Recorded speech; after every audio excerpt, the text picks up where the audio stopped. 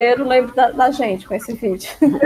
Ô, Ana, você quer voltar do comecinho para pegar na gravação? Pode Aqui. voltar. Do que Já que a gente perdeu também o slide, volta lá. Tá, não, mas eu só tinha passado um. Tá mudando agora para vocês?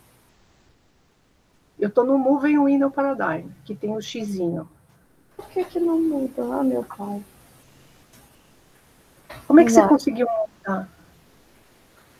Eu fui... Eu volto Agora voltou. Pro Meet. Voltou. Vamos lá. Nem que toda vida eu faça isso. Bom, explicar tudo de novo, vocês aguentam? Pode ir. Não, lógico, pode ir. Então vamos lá. A gravação ficar bem feita. É isso. Bom, hoje nós vamos continuar o assunto falando sobre as técnicas que são usadas para avaliar, né, as informações e a acuidade da FOV e da parafóvea durante a leitura. Porque são as fontes de informação na hora da leitura, a FOV e a parafóvea. Bom, elas primeiramente foram introduzidas por Reiner e seus cooperadores em 1975. Bom, são três, nós vamos ver. Moving Window Paradigm, Moving Mask Paradigm e Boundary Paradigm. A primeira... lembrando sempre que a fóvea é o centro da visão. A primeira mudou para vocês? Não. Senhor da glória.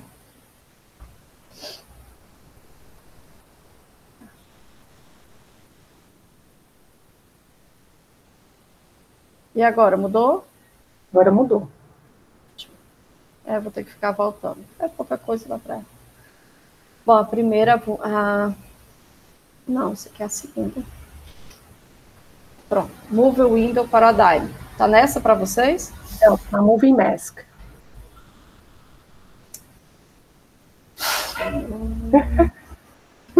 Fica tranquila que mexer com tecnologia tem dessas coisas. Tem dia que não funciona. Mudou agora? Move Window? Tá Moving Window agora. Tá, ok. Bom.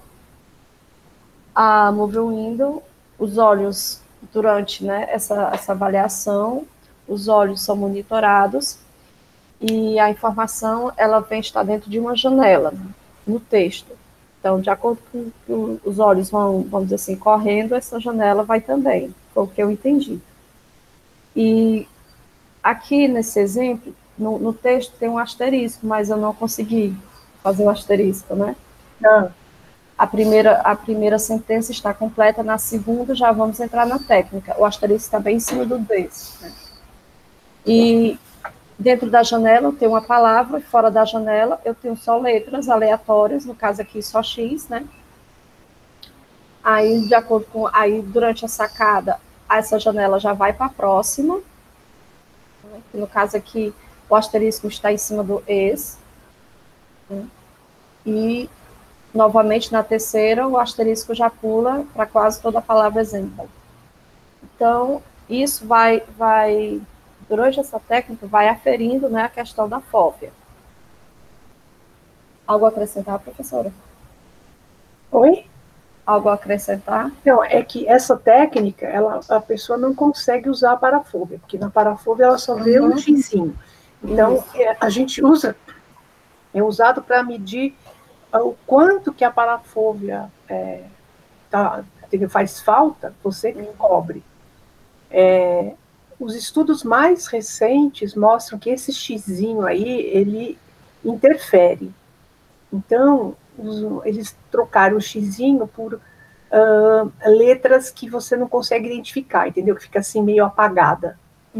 Porque isso, o olho está mais acostumado. Agora, o X... ele vê o X, né? Só que não tem nada. Então, nos testes isso deu diferença. Então, é só isso, que o xizinho foi trocado. Traz uma certa perturbação, né? Isso, dá uma diferença. Então, fica assim, aqui, onde está o xizinho, fica um monte de letra que está assim, bem apagadinha, que você não consegue ler. Então, essa técnica é usada para avaliar a parafóbia, não a fóbia. Porque você não tem ela, entendeu? Você só consegue ler com a foto. Então, você olha o tempo de leitura, qual é a diferença quando a parafóbia está, entendeu? Tá podendo ler e quando ela não está. Ok. E a segunda. Movie Mask Paradigm. Eu não sei se o correto seria uma máscara. É uma máscara mesmo. Aí é o contrário, tá vendo? Ela vai colocar máscara na fóbia. Aí você só consegue ler com a parafóbia. Então, no caso aqui, já está avaliando a fóbia, não mais a parafóbia. Não, porque a fóbia é que não consegue ler. Aquela que está tampada é aquela que você está querendo identificar qual é o papel dela, comparando quando a leitura é normal com essa. E aqui também, ele, de uma certa forma, também avalia a parte periférica, né? Também, que está junto com a parafóbia, isso mesmo. Que está mais à direita, né? Ótimo. Tudo isso aqui são programas comprados? Isso aí fez tudo, o Eye Tracker, o rastreador ocular, você não coloca isso lá, você monta isso. Ele funciona no rastreador ocular. Pronto. A última é a Boundary. Ela, diferente das outras, que avalia a questão geral, né, da parafóbia e da fóbia, essa aqui, ela avalia o tipo de informação que os leitores acessam, né, de uma palavra antes dela ser fixada. Então, o meu olho vai, quando tem essa linhazinha aqui que eu fiz, né, que no caso é o limite, a boundary, né, quando o olho passa dela, aliás, deixando claro que é uma fronteira invisível, né, um limite invisível, quando o meu olho ultrapassa, aquela palavra que não tinha, já aparece. É exatamente o que a gente vai usar, né? A gente quer medir o quanto que a parafóbia está conseguindo enxergar, né? A palavra parafobiada, né? Qual é a importância dela.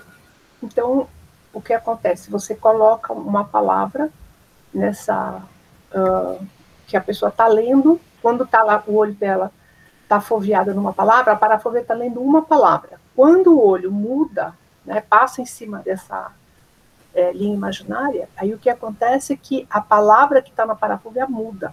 Então, o olho vai fixar uma outra palavra, que não é aquela que a parafobia estava olhando. E aí você mede qual é o custo que isso dá. Lembra que a gente falou na aula passada? Aí dá custo. Se a palavra for a mesma, quer dizer, você está olhando uma palavra parafobiada. Quando você muda para fóbia, é a mesma palavra, espera-se um benefício. Ou até, a leitura bem mais rápida. Isso, uma leitura mais rápida. Ou até que a pessoa consiga pular aquela palavra, que foi o que a gente fez. Tá? Se a palavra for muito frequente, uma palavra que você consegue prever, o seu olho vai pular, porque rapidamente você já identificou o que é, e aí vai passando para a próxima. Então, a leitura fica mais rápida. Interessante que essa mudança é feita durante a sacada, então o leitor ele não percebe. Não percebe. Quer dizer, existe algumas pessoas, tá, que conseguem, mas também não é de todas as sentenças.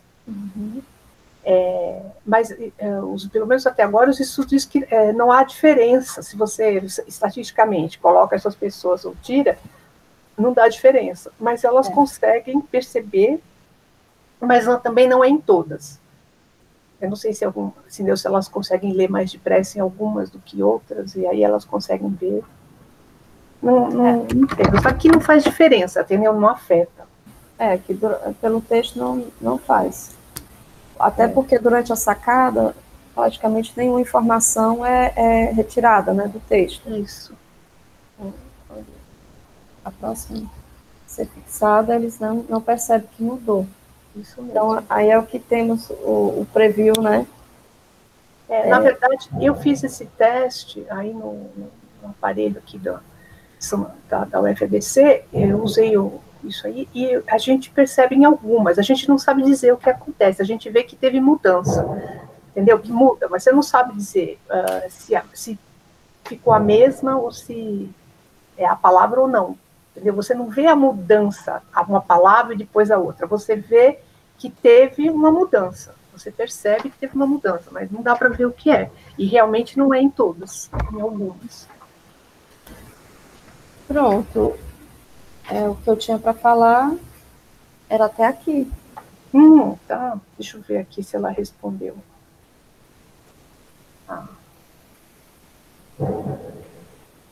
Ela nem viu a mensagem ainda.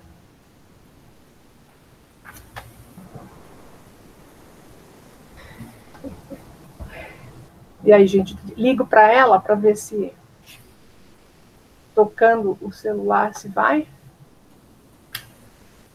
Acho que é uma boa, porque acho que ela até é dormindo. Porque para ir falando sem slide fica muito ruim, né? Fica muito cansativo. Até para vocês que estão assistindo, né? Fica muito.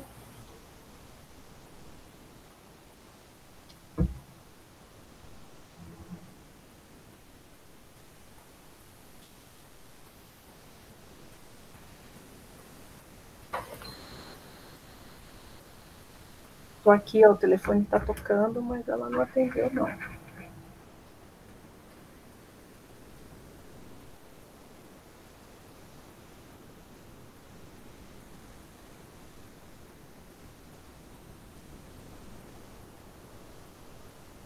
Não atendeu. Bom, o que a gente vai tentar, eu vou tentar levando, só que a gente vai ter que seguir com o texto, sem apresentação, tá? Deixa eu pôr aqui. Ok. Eu não fiz a apresentação também, então...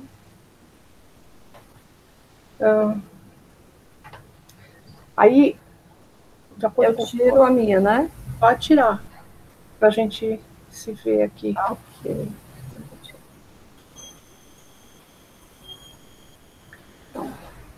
Então, vamos lá. Ó, aqui a gente começa agora da página 49, quando está lá, what type of information is obtained from paraphobia words? Então, aqui é onde ela parou. Até ela mostrou, né, quais são os paradigmas que a gente consegue usar, né, as técnicas para aferir o que a parafobia está lendo, o que a fobia está lendo. Então, aqui está, então, o que eles conseguiram aferir até agora, né? Esse texto aqui, ele não é recente. Esse texto aqui é de 2015. Mas, assim, dá uma boa ideia, né, do que é feito. Então, aqui, ele fala o que se consegue ver pela parafobia. Então, a primeira coisa aqui, ó, é o processamento ortográfico. O que é o processamento ortográfico? É que a parafobia, ela identifica as letras e geralmente ela começa pelas 2 primeiras, as 3 primeiras, e aí as letras, né, a gente chama de bigrama ou trigrama, e aí o cérebro vai fazendo uma varredura, entendeu? Então, as palavras que não começam com aquelas letras não são escolhidas e vai fechando, tá? Vai afunilando, né? Vai afunilando aí até chegar na palavra que está ali. Quanto mais a pessoa tem quanto melhor leitor, quanto mais palavras a pessoa conhece, mais rápido isso acontece. Quando calha de você pegar uma palavra que você não conhece, automaticamente você vai, se você nunca viu, você vai ter que ler toda a palavra, esperar a fobia chegar lá, né? Porque você não consegue identificar. Mas se a pessoa é um bom leitor, que eles chamam de bom leitor, né, a pessoa reconhece a palavra e passa do ortografia para a parte fonológica. Ou seja, você vai transformar aquela palavra em som rapidamente, não é uma coisa que você tenha que fazer forçado. A gente faz quando a gente não conhece a palavra, e naturalmente a gente usa. Mas se a gente conhece, ela é muito rápida, né? E depois para você, então, identificar a parte, então, lexical da palavra, o que ela significa.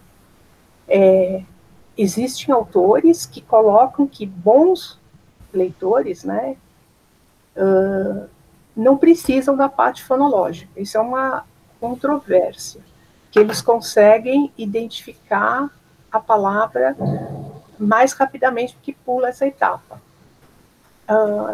A minha opinião, né, é que assim, palavras que você realmente você vê muito, eu acredito que você consiga pular essa etapa. Então, palavras que são muito frequentes, então provavelmente, mas isso é controverso, tá? Não é uma coisa assim que já está consolidada na literatura. Então, da parte fonológica, tem aqui a parte de morfologia. A parte morfológica, por exemplo, em línguas como o chinês, né, e o hebraico, com certeza, porque essas línguas são formadas a partir disso. Para línguas como alfabéticas, isso daí é um pouquinho mais complicado, e que, assim, não há um consenso também.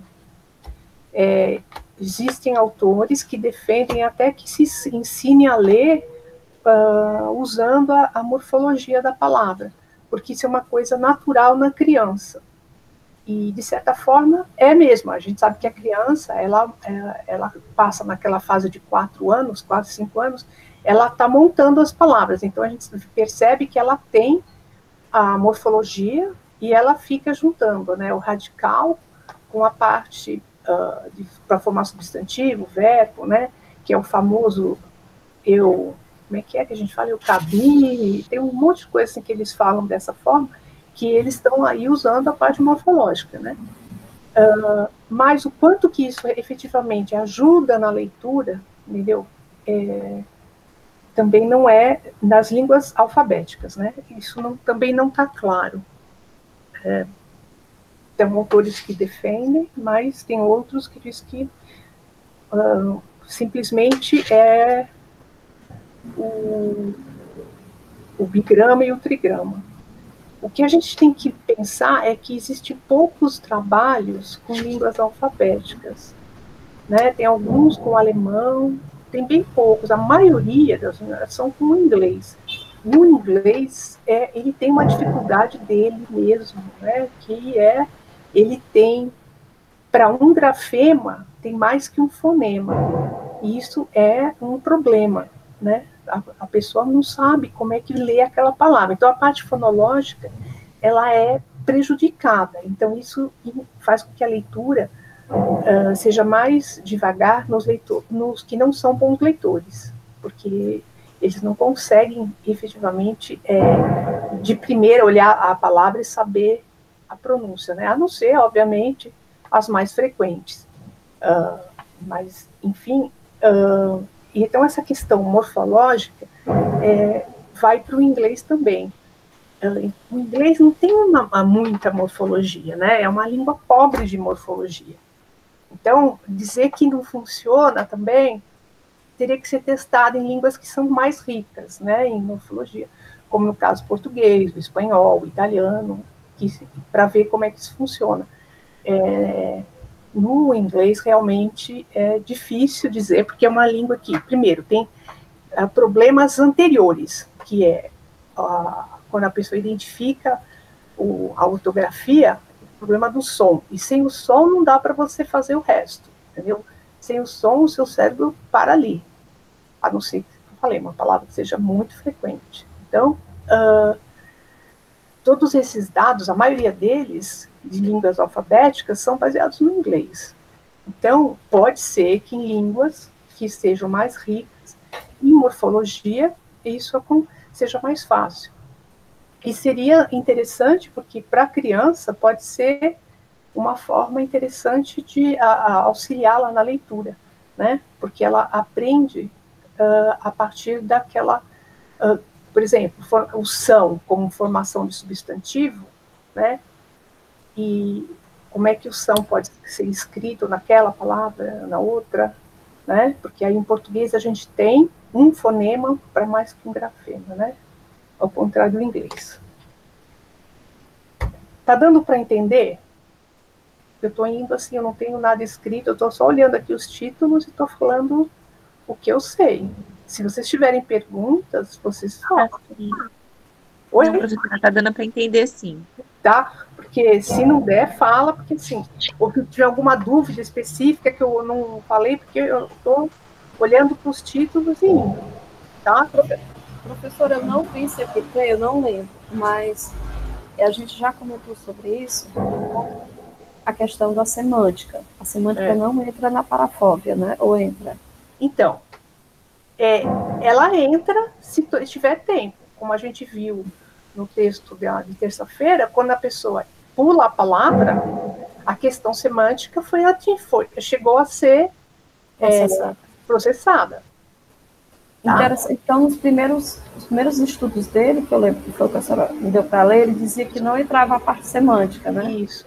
Então, o inglês, enquanto ele estava olhando a parte, do jeito que os outros estudos foram feitos com outras línguas, né, com o hebraico, coreano, japonês, chinês, quando você coloca a palavra e vai pelo bigrama, que é ortografia, depois fonologia, o inglês não conseguia provar que tinha acesso à semântica. Aí, eles tiveram que, foi o que a autora fez, a Andrews, usaram então a questão, se você afunilar usando pesadamente a parte de plausibilidade, né, usar o contexto, aí eles conseguem. Por quê? Porque aí você vai ter uma palavra que é extremamente comum, mas é uma palavra que eles veem muito, então provavelmente nessas palavras eles conseguem fazer. Dá para entender? Tudo isso a gente não sabe. Ela provou lá que ela mostrou que com a plausibilidade eles conseguem pular. Então, é porque eles chegaram na parte semântica. Agora, se eles usaram essa parte, assim, se eles conseguem usar essa parte de ortografia e fonologia em palavras que não sejam tão plausíveis, né, palavras que não sejam tão frequentes, a gente não sabe, continua sem saber. Então, a gente teria que medir, por exemplo, no português e ver o que é mais, a leitura vai mais depressa, com a plausibilidade ou com palavras frequentes, ou com palavras que a pessoa consegue ler, entendeu? Consegue identificar o bigrama, o ortograma, bigrama, trigrama, né, a ortografia e chegar na parte semântica. Entendeu? São todas questões que estão para ser, entendeu, estudadas. Porque, como eu disse, a maioria dos trabalhos são feitos com inglês. E aí, a gente não sabe de outras línguas como funciona. Mas, então, respondendo a sua pergunta, Ana, naquela trabalho da Andrews, ela mostra que foi possível chegar ao processamento semântico ainda na parafóbia. Então, possível é. A questão é que você tem que passar por todas essas etapas, ou quando você já conhece a palavra, a questão da plausibilidade acaba funilando, achando, entendeu? O que aquela palavra pode ser. Ok? Ok, professora, obrigada. Então, aí, aqui nesse próximo pedaço aqui, do texto, ele está falando, né, do movimento ocular, né, durante a leitura.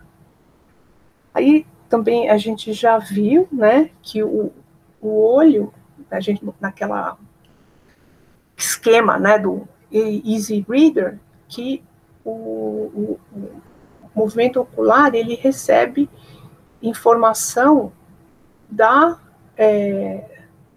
assim, quando a palavra chega na integração, né, aí ele muda para outra palavra. Então, ali é o seguinte, se você chegar nessa integração e ele ainda puder, né, lembra aquele M1, M2, se ele estiver no M1 e a palavra já chegou, né, na integração, ele pula a palavra seguinte, ele consegue reformular onde seria a próxima sacada. Agora, se não chegou, então ele vai ler a palavra, entendeu? A fôvea vai parar na palavra seguinte.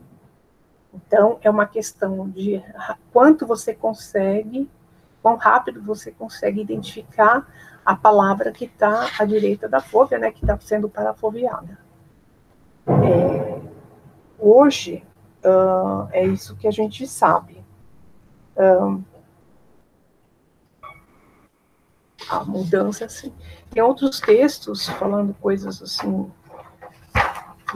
Eu baixei os textos ontem para ver outras formas, né? Mas hoje o que se sabe é isso. E aqui, essas técnicas de quando você coloca tampa, né? Põe uma máscara na parafôvea, põe uma máscara na palavra foveada, é que te dão essas medidas, né? Que você vê o quanto que isso atrapalha, o quanto que isso dificulta, ou no nosso caso, quando a gente muda a palavra, né? Porque quando a palavra parafoveada é uma e a foveada é outra, o que acontece? Ou então, quando, no caso do trabalho que a gente leu, quando a palavra parafoveada ela chega tão rapidamente, né, na integração com o resto da sentença, que ela pode ser pulada. Ok? Então, isso entra aqui, ó, na questão da onde mover os olhos, né? Que é exatamente isso, para onde vai essa... se vai para a próxima, no N1, se vai para N2, se vai pular, isso vai depender de quão rápido o processamento da parafóvea foi. E isso depende da palavra que está lá. E do fato dessa pessoa ser um bom leitor ou não. Isso vai alterar também, aqui, ó, onde a pessoa vai pousar, né? Então, é tudo relacionado. Onde mover e onde vai pousar.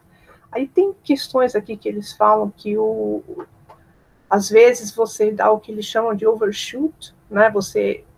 O olho calcula mal.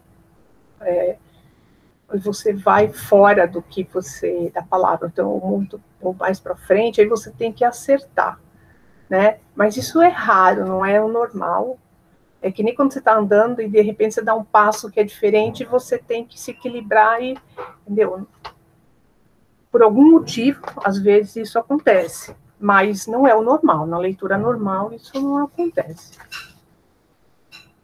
Aqui, então, vai falar da página 52 do skipping, né? Que é quando a gente viu, quando a palavra ela chega na integração, rápido o suficiente para que ela possa ser pulada, ou seja, que o movimento ocular consegue ser reprogramado. Então, que também vai entrar nesse aqui, né? Quando mover os olhos, entra a mesma questão, né? Quando a palavra... se a palavra chegou a ser integralizada no resto da sentença, então, estando lida pela parafôvea, então a fôvea vai pular aquela palavra.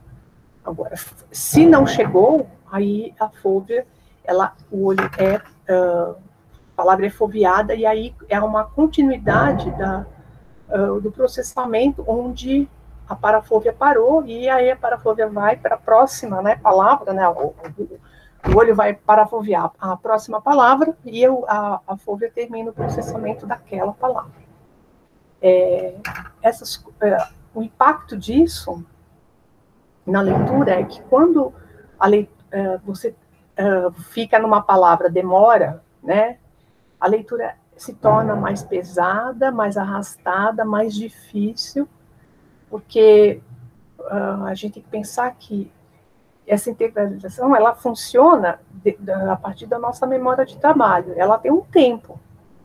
Se a gente extrapolar, ela apaga, e aí você perde o que já leu, entendeu? Daquela sentença. Então, a leitura fica difícil. A gente sabe, disso, quando a gente pega um texto novo, né, de uma palavra, de um assunto que a gente não conhece, e que então ali não tem como ter skip de nada, e assim, quando chega no nível semântico, você fica em dúvida do significado daquela palavra. Né? Então, às vezes você não conhece a palavra, nunca viu, então, desde a questão ortográfica, depois tem a questão semântica, o que aquela palavra quer dizer exatamente, como é que ela se encaixa no resto da sentença. Então, tudo isso são questões que deixam a leitura mais difícil.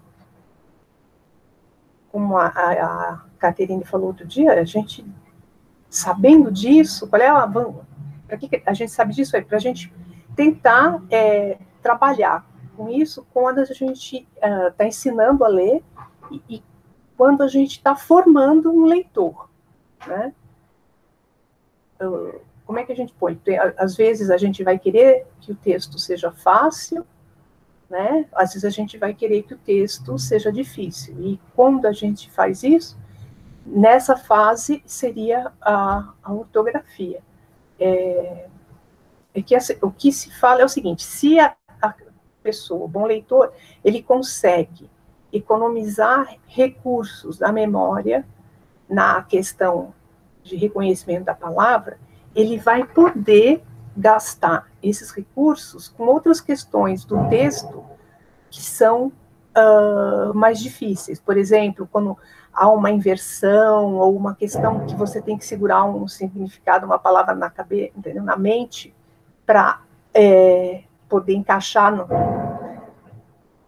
no resto da sentença. Como em português a gente tem o quê, né?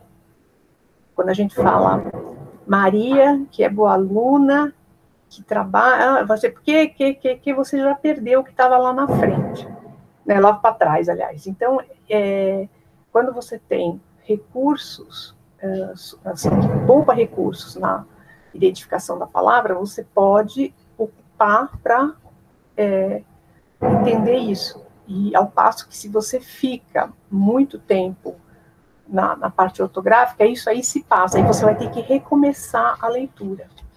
Por isso que textos que são mais rebuscados sintaticamente, os alunos têm mais dificuldade para ler, porque a memória de trabalho não dá conta, né? Porque se ela fica muito presa à parte de reconhecimento da palavra, aí não sobra recursos. Professora, tem algum tempo específico? Olha, o que a gente viu outro dia, o tempo de processamento em média de 200 a 250 milissegundos, né? Mas isso é variável dependendo do leitor, dependendo do texto, né? Mas essa é a média. Mas, por exemplo, eu estou lendo um texto agora que fala sobre exatamente a questão de como formar um bom leitor, né? Como é que como é que eles têm estudado isso. Por exemplo, a gente não sabe nada sobre quando a criança está aprendendo a ler, quanto tempo ela leva para melhorar a velocidade da leitura. Vocês que trabalham com isso, vocês podem ter uma ideia assim de observação, mas isso nunca foi medido. Ou eu estou falando bobagem? Quem está trabalhando com alfabetização? Não, com certeza. A gente trabalha muitas vezes no escuro, né? É. E a criança é uma heroína. Então, a gente não sabe quanto tempo ela leva, né? E o que eles colocam, que o diferencial é a leitura. Então, aprendeu a ler, você tem que expor a criança aquilo. Aprendeu a ler, assim, aprendeu uma letra, né, e uma vogal, e ali você tem que explorar aquilo. Aí, quando aprende a outra, você explora aquela e junta as demais, e vai assim. Mas isso daí a gente não sabe dizer quando. A gente imagina que deva ter muita diferença individual, né? Por N questões, até eu já li que os meninos levam mais tempo do que as meninas. Meninas são mais rápidas. Mas os meninos chegam lá também, eles levam mais tempo, mas eles também aprendem, né? Então, essas questões a gente não conhece nada, está tudo para ser estudado. E que é muito importante, porque isso vai ajudar que a gente consiga que eles sejam bons leitores de uma forma, entendeu? Mais depressa, de uma forma eficaz, e que a gente possa intervir nas dificuldades com maior certeza do que está acontecendo. Porque até agora é tudo no escuro. A gente imagina um professor experiente, ele, pela experiência, ele mais ou menos, ele observou várias vezes, ele tem assim, uma capacidade de acertar maior. Mas ele também não sabe o que está acontecendo efetivamente. E os que começam estão perdidos de pai e mãe, né? Só com a cara e a coragem. Então, esses estudos são super importantes, é saber como que a criança progride, né? E como é que a gente pode interferir para essa progressão ser mais rápida. Estou sendo clara? Ou vocês não estão entendendo o que eu estou falando? Sim, Pro. Tá? Faz sentido? Tá, sim. Para quem está trabalhando com alfabetização, quem que outro dia estava me contando era a Michele. Michele, você está trabalhando agora com vários... Michele saiu. Ela saiu? Ah, tá. Sim. Que ela estava contando outro dia, né, que ela está tendo heroicamente que trabalhar com alfabetização via virtual, né? Então é uma experiência que também, entendeu, deveria ser registrada, porque para que outras pessoas possam, né,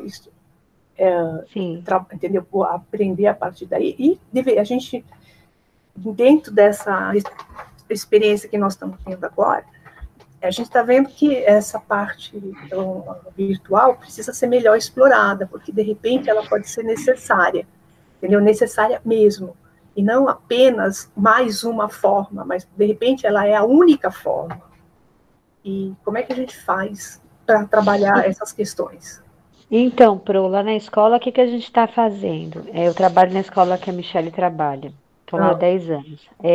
Agora, nesse momento de isolamento, as professoras do pré-2, no caso a professora Michele e a professora Viviane Samira do primeiro ano, eles estão pegando as crianças individualmente, aquelas que estão com mais dificuldade nesse processo de aprendizagem, da alfabetização, virtual mesmo, sozinho, com horário fechado de 20 minutos, estourando aí no máximo 30, mas as crianças individualmente conseguem ficar os 20 minutos, né? O scan eles cansam. Isso mesmo. Eles cansam também, né? Sim, então, sim. Nas reuniões pedagógicas, elas têm comentado isso.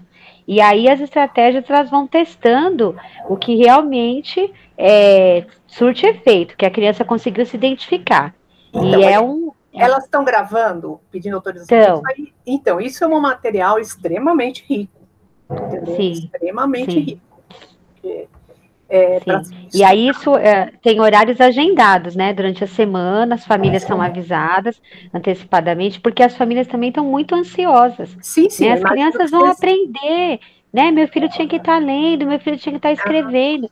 Nossa, vocês não têm noção o que virou, né? Os pais muito ansiosos e aí eles passam essa ansiedade para as crianças. Mas pelo menos vocês estão tendo cooperação. Sim, tem isso. Eles estão acompanhando. Tem famílias que acompanham mesmo. Então, aí é importante isso também. E de outra forma, que eu vejo assim, a criança percebe a importância disso. Que isso é vital. Agora sim, tem uma coisa importante, né? Nós estamos na rede privada. Ah, sim. Tem escola pública que não está acontecendo isso, não, né? Algumas, né? Depende da gestão. Mas, assim, é importante que a gente veja quando o pai passa para a criança o valor que ele dá naquilo, isso é importante para ela. Porque ela não sabe, mas se o pai acha importante, então deve ser, né? E à medida que os pais não mostram esse interesse, essa importância, a tendência do aluno é também deixar para lá, entendeu? Obviamente, há exceções dos dois lados, mas, no geral, o que a gente vê é isso, que os alunos, quando o interesse não é da família, a criança tem mais dificuldade de aprender, entendeu? Porque ela não tem esse amparo, entendeu? Meu pai acha importante, olha, é uma grande motivação. É uma grande motivação para ela, né? Isso vocês estão tendo de monte, até demais, né? Que cria ansiedade. Mas é interessante vocês depois tentarem discutirem efetivamente o que acontece nesses momentos, né, olhando para os vídeos, né, e colocarem no papel, né, para que outras pessoas possam. Sim, é um material muito rico, verdade. É um trabalho assim que a gente chama de estudo de caso, né, porque isso só tem poucos sujeitos, mas que vai dar muita hipótese para vocês depois trabalharem de outra forma, entendeu? Trabalhar assim como experimental. Entendi. Entendeu? Então, eu vou ver os links das gravações e falar com a Mi para a gente, de repente, mandar para a Prover, né? Tem algumas coisas que são gravadas, né? Educação infantil, a gente está trabalhando com aula gravada, e aí tem os horários específicos durante a semana, de 20 minutos, 30 minutos, que a gente entra online com eles. Porque educação infantil depende do pai e da mãe acompanhar a criança no computador. Eles são muito pequenos, né? E tem uns que, meu Deus do céu, se deixar derramar leite, derrama comida em cima do computador, então os pais precisam estar junto mesmo. E aí, os horários, o que acontece? Os pais não querem a aula virtual, né, ao vivo, porque a maioria estão trabalhando dentro de casa, né? Está trabalhando dentro de casa. Então, eles preferem aula gravada porque eles se programam qual horário que eles vão assistir.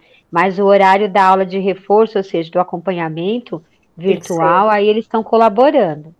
Mas aí eu vejo com a Michelle, então, tá? Porque eu acho que na hora que vocês começarem a reler, a rever, a discutir, vai surgir muita coisa para ser estudado experimentalmente, porque vão surgir hipóteses ali, entendeu? O trabalho de observação, ele tem essa vantagem, né?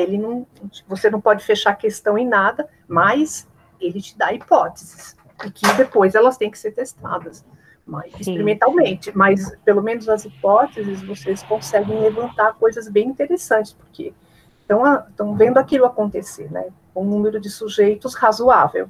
Quantas crianças, mais ou menos, vocês? Então, na educação infantil, no pré-2, a gente tem 18 crianças. No pré-1, nós estamos com 11, né? Agora, primeiro e segundo ano, primeiro ano A, primeiro ano B, são 16 e na outra turma 13. Como é que vocês dividem a alfabetização entre essas séries, pré-1, pré-2? Então, pré-1 a professora já entra mesmo, ó, com as vogais, é que a Karen não tá aí. A Karen está no pré-1. Como eu tô com a parte de arte de música, então já venho desde os pequenos já cantando as vogais, eles já conhecem, né, as professoras, e vou mostrando, porque na sala a gente tem as letrinhas móveis, né, tem as canções. Mas as professoras fazem... Quantos anos, por favor? Ah, então, desculpa, é a nomenclatura que a gente usa.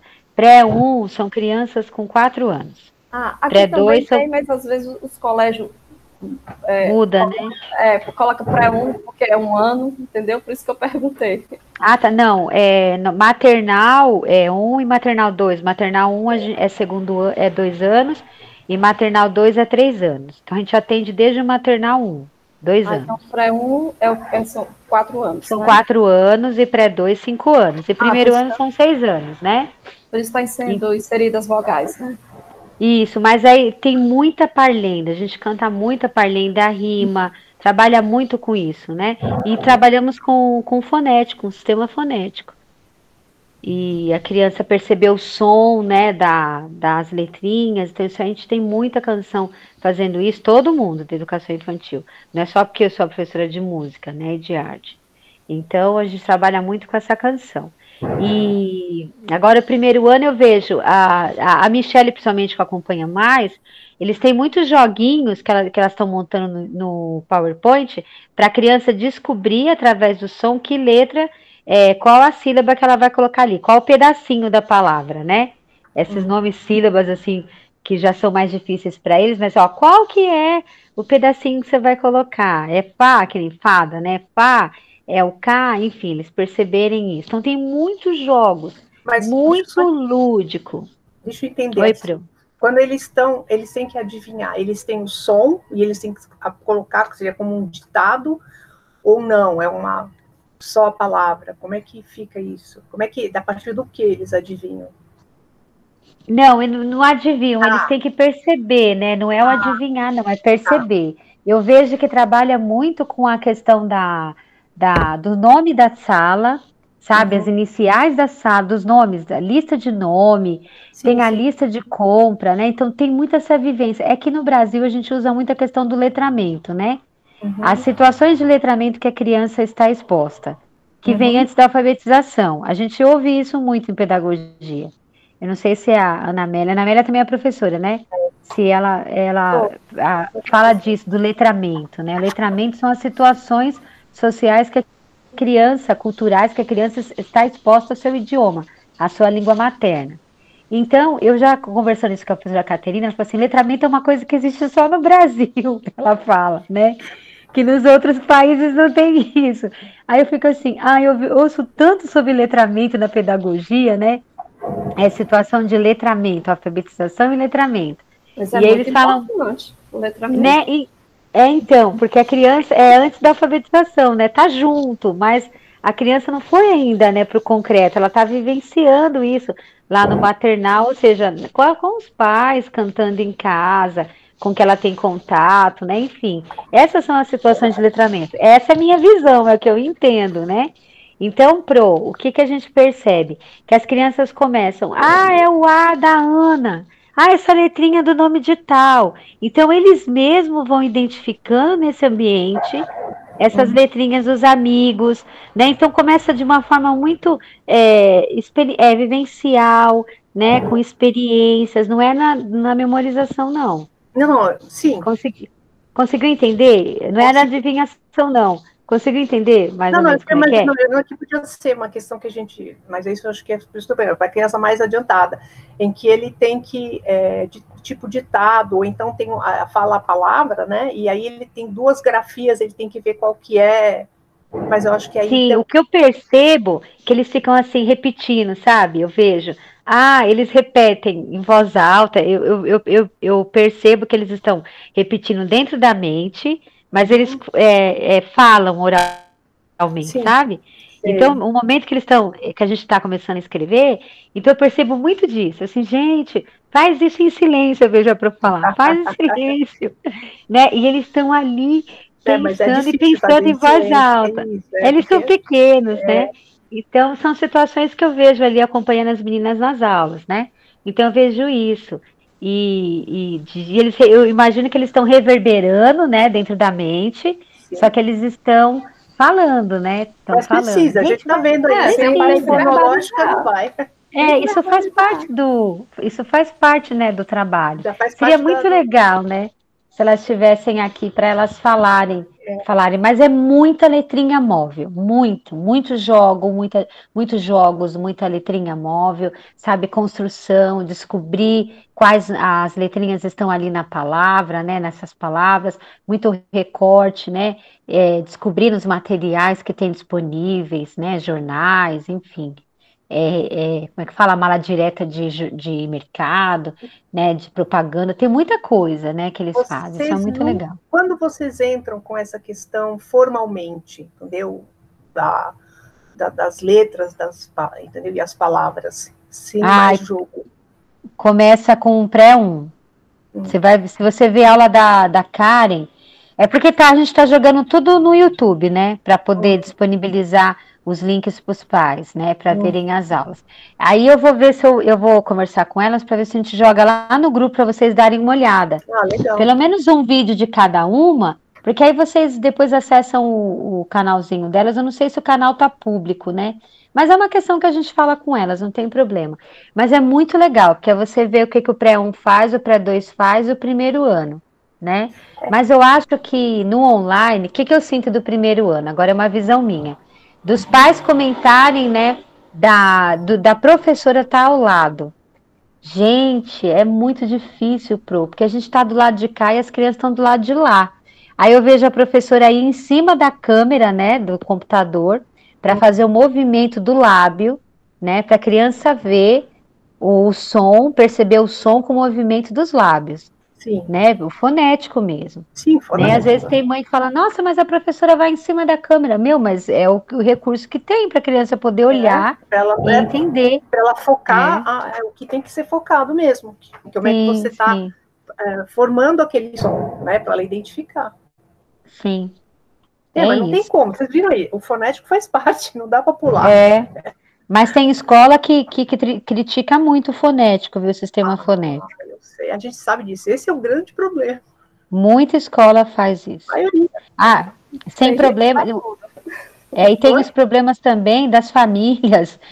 Teve uma mãe que comprou a cartilha Caminho Suave, para ajudar a alfabetizar o filho em casa. E aí? Mas é a vivência da mãe, né? Nossa, isso deu um problema para poder fazer a mãe entender. Mas, mãe, calma. Não, mas ele não sabe ainda. Eu nessa idade já estava sabendo. Mas quantos anos tem a criança? 6 anos. Ela é a ansiedade da família. Não, ela queria ajudar a professora, então ela comprou o Caminho Suave. Calma, que a criança está aprendendo. Veja, essa é uma questão que a gente tem que... os pais têm que entender qual é o método que vocês estão, entendeu? Seguindo, e o tempo que eu estou falando. Saber o tempo que aquilo leva. Tá? Então, a gente não precisa fazer nada extra, porque está no tempo normal. Sim, mas os pais têm uma ansiedade muito grande, sabe? Ai, dá dó. Mas as crianças começam a ler palavras a partir do primeiro ano ou antes? Não, antes já tem criança lendo, tem criança que já consegue ler. Entendeu? Tem criança que consegue, não lê muito fluentemente ainda. Não, lógico que não é fluente. Né? Mas eles já começam a ler.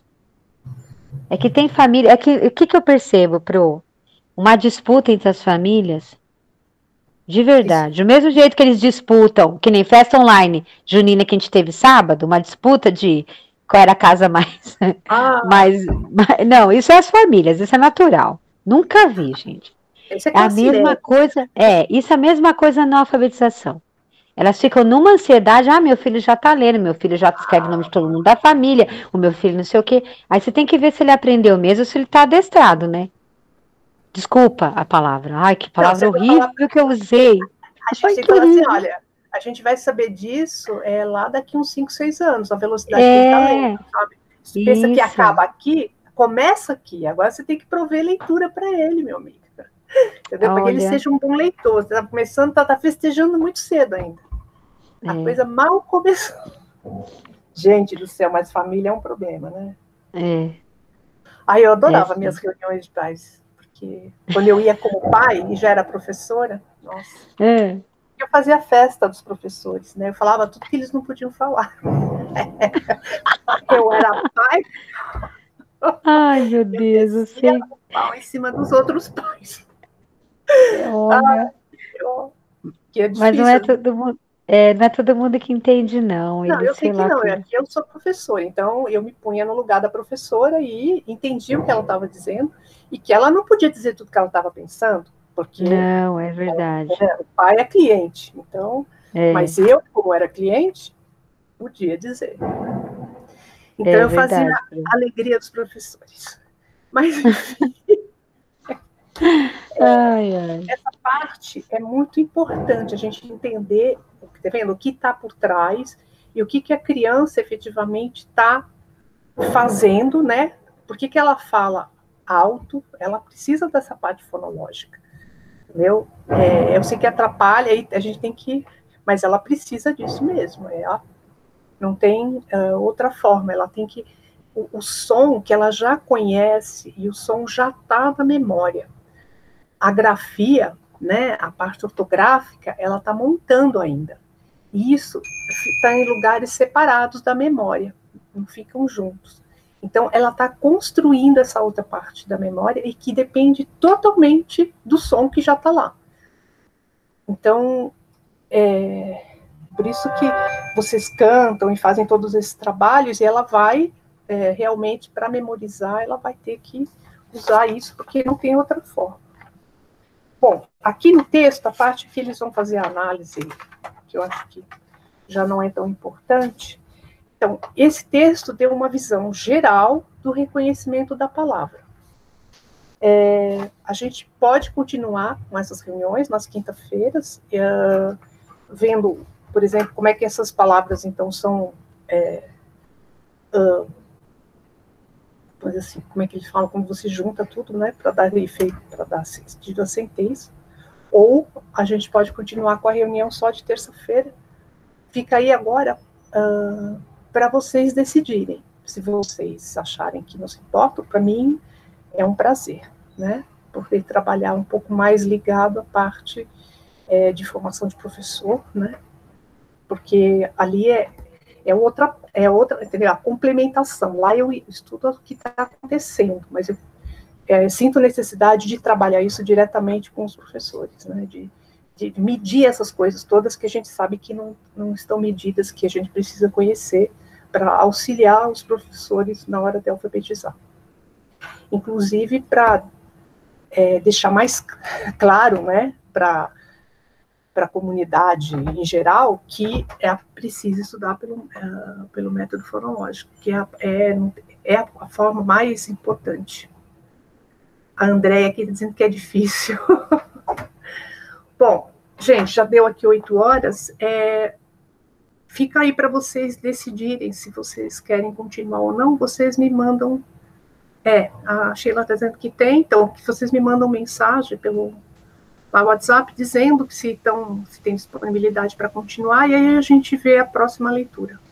Nossa, saí sem querer, gente, desculpa. Não, imagina, às vezes a internet cai, a gente sabe disso. Saí sem querer. Não, para mim tudo bem, Pro. Era legal se a gente conseguisse marcar, as meninas estivessem aí, é que tá corrido, né? A gente tá fazendo o curso da Google Education essa semana, tem mais de 200 slides para olhar, nossa, tá tão puxado. Então, acho que elas não conseguiram entrar. Mas, não sei, Pro, depois, se desse pra gente, elas discutirem, apresentar, né, algumas coisas. Mas muito legal as aulas de quinta-feira também, para dar essa... ajudar, né, a gente que vem da escola, isso, né? A gente puxa para o outro lado, entendeu? A gente pega aquela parte e mostra como é que a gente pode usar isso, entendeu? Para alfabetização e para leitura. Porque teoria e prática, né? Isso mesmo, chegar mais perto, né, da parte prática de vocês. Os textos que eu tenho lido, inclusive daqueles mesmos autores, eles estão, o texto deles que eu estou lendo desse ano também é sobre essa parte de reconhecer um bom leitor e quais são como é que se forma um bom leitor, né? Então, eles dividem em várias partes, depois eu passo para vocês o texto, de como eles foram medindo, para tentar identificar o que efetivamente faz um bom leitor. Aí, de novo, no inglês, aparentemente, é a ortografia, reconhecer a ortografia. Porque para eles é um problema, como a gente estava falando antes, eles têm, para um grafema, pode ter vários fonemas, né? E aí eles batem o olho, como a gente sabe quando a gente estuda inglês, que a gente olha para a palavra e não tem a menor ideia como é que fala. Então, é exatamente isso, porque eles sabem falar, mas eles não sabem como escreve. Então, quando eles veem escrito, eles não conseguem, entendeu, associar. O G e o H juntos é terrível no inglês. Não, na verdade, o inglês deveria ter tido uma reforma ortográfica gigante já, né? Mas nunca fez, por isso... Há 200 anos, né? Eu vi a professora falando esses dias. O inglês já vai fazer 200 anos que não tem uma revisão. O pessoal que a gente lê, eles ficam, assim, muito... Fala, ó, tirar o PH e as letras que estão silenciosas, ou seja, que, na verdade, elas já morreram, né? Não pronuncia mais. Por que elas estão ali? Entendeu? Tem que enterrar os mortos. Então, mas é uma discussão muito grande, né? Porque como agora isso fica evidente, que isso vai impactar o tempo de leitura e o tempo de alfabetização, então começa a haver uma pressão nesse sentido.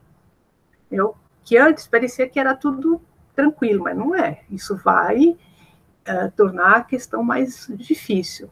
Então, por exemplo, eu estava lendo que nos Estados Unidos, esse ano, ano passado já, quando as crianças começaram nas aulas em setembro, as crianças, acho que com 3 anos, elas já tinham pendurado as palavras mais frequentes da língua na sala de aula, porque acaba que, para eles tendo, como a pronúncia, né, não acompanha a escrita, então eles muitas vezes têm que gravar a palavra inteira, como se eles fossem os surdos, que não conseguem a parte fonológica. Então, para ajudar nisso, eles tinham sugerido aos professores que pendurassem na sala de aula palavras que são comuns, para a criança ir memorizando a palavra por inteiro. Né?